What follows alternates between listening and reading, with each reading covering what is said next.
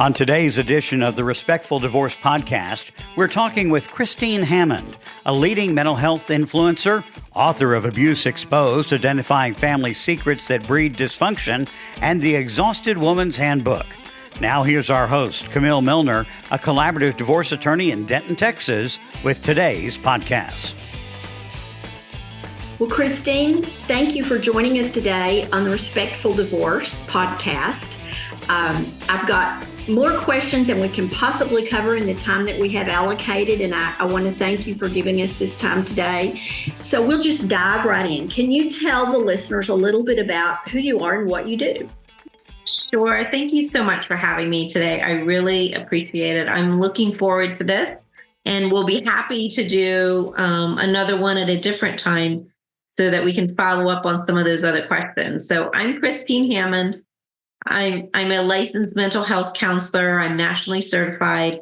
I work in the state of Florida. I'm also a collaborative divorce professional, a mediator, and parent coordinator. And so my primary job is to work in high conflict cases.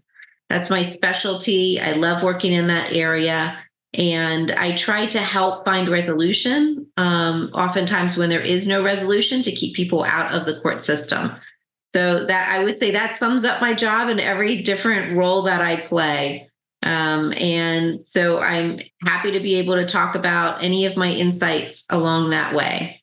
Wonderful. And thank you for your work. I have always believed that mental health professionals have the key to unlocking all the secrets that will make the world good again. And people don't realize that enough. I agree with that. Yes, wholeheartedly. So you have written a couple of books. I want to talk about both of them. Let's talk about, the first one was called The Exhausted Woman's Handbook. Is that right? Yes, that's correct. Yes. Let's dive into that real quickly. Okay. Can you tell the listeners a little bit about what the premise of that book is and how you came to write that?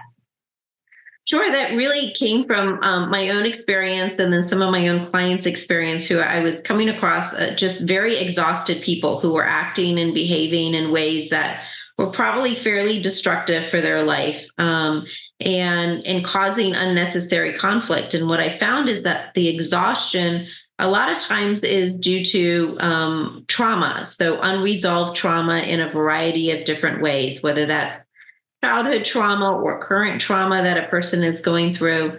And when that trauma just becomes this overload, and then you add on top of it a very busy schedule, which I had working, plus I had 3 kids, have a husband. And so with a very demanding career. And so when you add trauma, unresolved trauma on top of a very busy life, you often have a disaster in front of you, and a lot of exhaustion. So that's how I wound up writing the book. And what year did you publish it? I want to say it was about almost 10 years ago now. I bet a lot of clients have already benefited from that. I've benefited from it just from the reading of it that I have done. And I'll share it with my clients going forward. Yeah, thank you. If you would, as you and I talked about prior to starting the podcast, I've always found it really interesting that mental health professionals seem to have a key to unlock what will change the world, and on an individual basis and on a collective basis. What is it that you all do that helps people dig into and unpack their trauma, and the process that you use to help them do that and heal from it? I really do believe that a good history is the essential ingredient in order to figure this out. And the history of taking, like when I start with my clients, I ask them for 5 things, and I want them to tell me their story from the beginning, like born and raised all the way until current. But I tell them I'm looking for 5 particular things, because in my experience, these 5 things really kind of unlock what could be at the heart of a lot of issues in their life.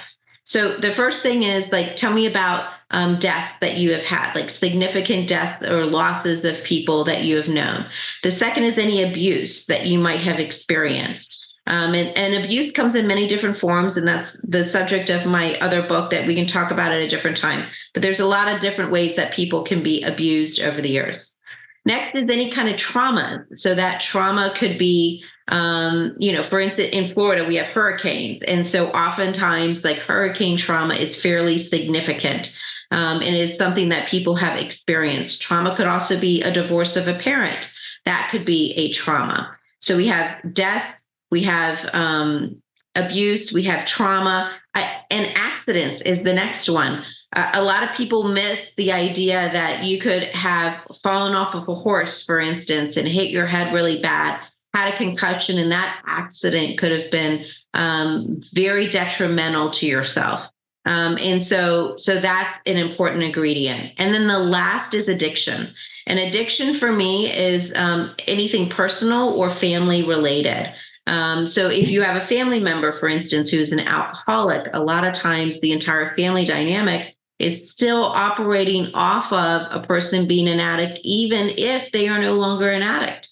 And so those 5 things are really important information to have. And like a good history is the foundation for getting started. And then depending on what the client says about those 5 things, then that's where I start to drill down in one of those areas.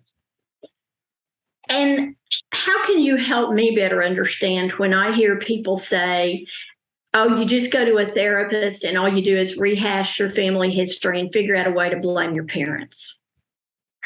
So yes, there are still Freudians out there, because that concept comes from Sigmund Freud. And so there are people and there are therapists who do that. And I take a very different approach. It isn't about blaming anybody, actually. In fact, I try to stay away from the blame game, because I don't think that serves people. And it teaches a very unhealthy pattern of like, oh, well, it can be all this person's fault and everybody else doesn't have any responsibility whatsoever. And what I've often found in times is that it isn't all one person's fault. And that it often is like a combination of different things. And so we have to look at more than just the person. We have to look at the environment. We have to look at their history. There's generational trauma that's been passed down from one generation to the next. And sometimes without anybody even realizing that they're passing it down from one generation to the next. And what does that look like? How can it be that they pass it down? Is it a DNA passing down, or a family stories, or a family systems question, or all of the above? All the above, actually. Yeah, you did a great job summarizing that. Yes, it is all of the above. So sometimes it could be something that's hidden within our DNA. We all have a personality aspect of ourselves. And so our personalities get formed and passed from one generation to the next. So it could be an actual DNA function. Sometimes it is environment. It is the way you grew up. My parents did this, and because my parents did this, I'm going to do this with my kids. And then therefore my kids are going to do it with their kids, and for good or bad. Like, that works both ways. And then sometimes there's just unresolved trauma and people don't even know why they're acting the way that they are. It's the entire family system or cultural background, quite frankly, that could be causing some level of dysfunction. You've got 5 steps that you go through with clients to deal with their past trauma. Step 1, realize you were wounded. Step 2, assess your abilities. Step 3, clean your wound. Step 4, stitch your wound. And step 5, bandage your wound. Can you expand on those and tell us what that looks like when you are working through trauma with a client in the process that you and they work in? I think that most important thing that we can do is that we recognize that something is wrong, and something is wrong beyond like what we understand or know. And we need a different perspective outside of ourselves in order to help us get better. So we have to recognize that we have a wound somewhere. And so I use the analogy of a wound, and I'm talking if you think of it in terms of a physical wound, like a scar that you have or a wound that you have, because then it helps you kind of realize, okay, there's physical wounding, but then there's also emotional and mental wounding that people go through. So the first part is just the recognition, okay, an acknowledgement something's not right, something's wrong. I need to figure out what this is. And that takes a bit of introspection, doesn't it? It does, oftentimes, yes. Or sometimes it's not from within, but it can be things are just not working in my life. Correct. Or somebody could be pointing out something to you saying, hey, this isn't like your reaction to this seems a little bit off. So it could be as simple as that. And the second step you have is assessing your abilities. And I wondered about that in the context of resilience. Right. So like for some people, they can assess their ability to handle the situation and say, you know what, I can read this self-help book and I can work through this myself. Like this is something that I really feel like I'm able to handle. I have the time to process it. I'm able to look outside of myself and have a good vantage point. And so for some issues, most people can do it that way. But then there are a lot of people who really need somebody else's viewpoint. They need somebody else to like look at a situation and say, hey, like I think reframing it might be necessary.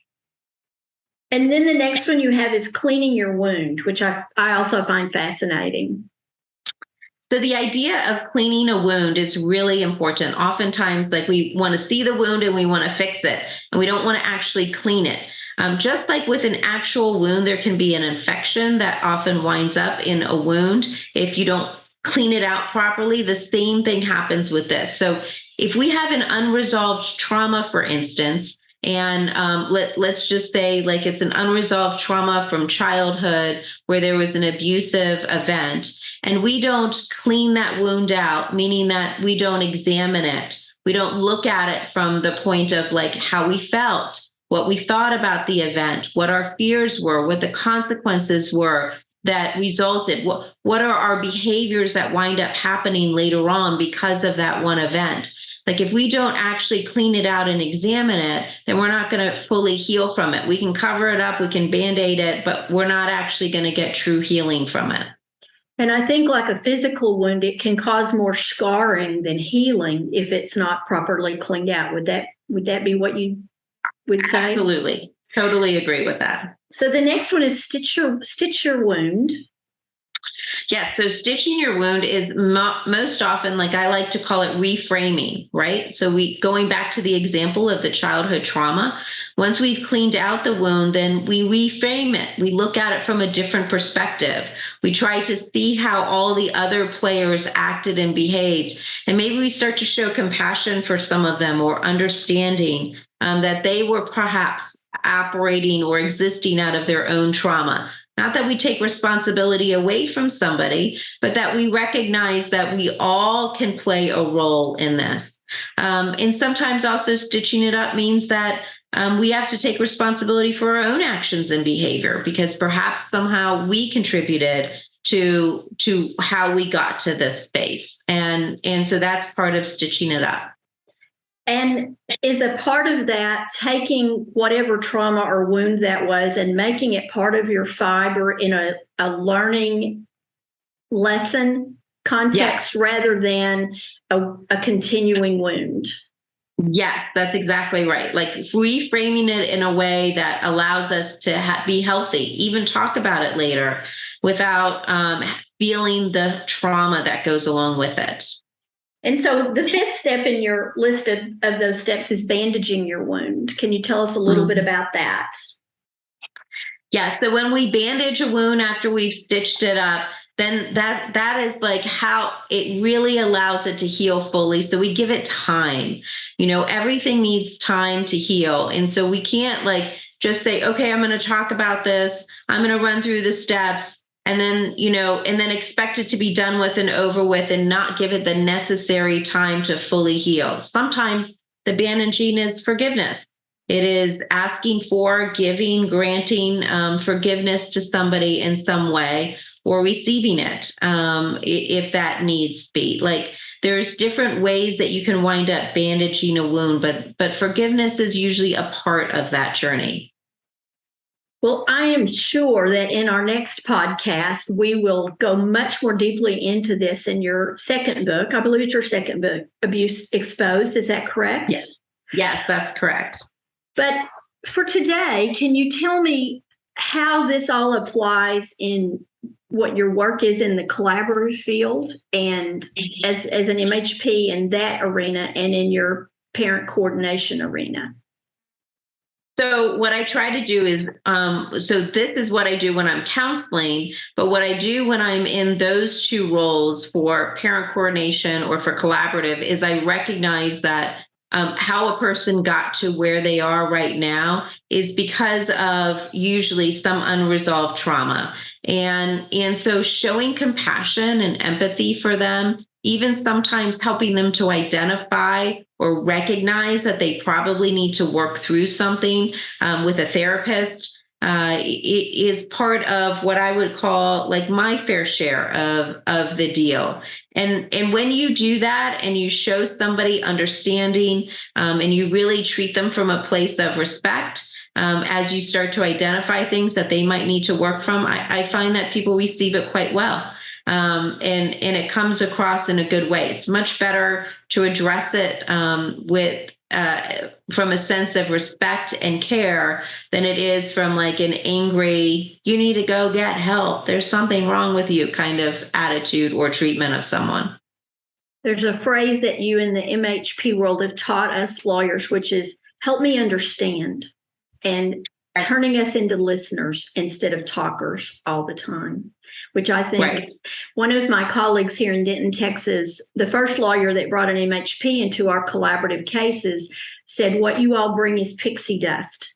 Everyone in the room behaves better because you all bring a calm and a skill set that we just didn't pick up in law school. And that's why you make everything better. And we thank you for your gifts. Can you tell us what a respectful divorce looks like to you? What would that term mean? Sure. So a respectful divorce is one in which we recognize that everybody contributed to this. Like we got here somehow, we entered a marriage together and we're going to enter the divorce together. And then through the divorce, it is treating the other person with respect instead of anger, jealousy, resentment, bitterness, but treating the other person with respect and recognizing that at some point, they may be part of your life and may be part of your life going forward, especially if there's children. There are going to be opportunities where you're going to wind up seeing each other. And if we can do a divorce in a healthy, respectful way that shows dignity to all the parties that are involved, well, then that lays a good foundation for co-parenting later and also lays a good foundation for the children so that they are not negatively impacted and the divorce doesn't become a trauma that they then have to unpack later on in life. And that's very aspirational. And I would say I am seeing it happen on a daily basis, particularly with the collaborative process. Do you feel like it's moving out of just aspirational goals to being applied in cases and families are beginning to heal within the divorce process rather than be scarred for future mental health professional meetings when they unpack that trauma? Yeah, that's certainly the goal, right? Like the goal is like we can do a divorce in a healthy way so that the parties don't need a parent coordinator afterwards and don't need to go back and relitigate. And that the family unit, although it's going to look different, is still intact. Christine, thank you for sharing this time with us today.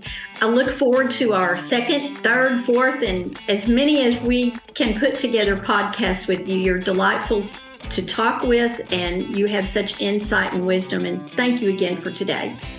Thank you so much. Tune in next time for another edition of the Respectful Divorce Podcast. And remember that collaborative divorce is a better way to untie the knot.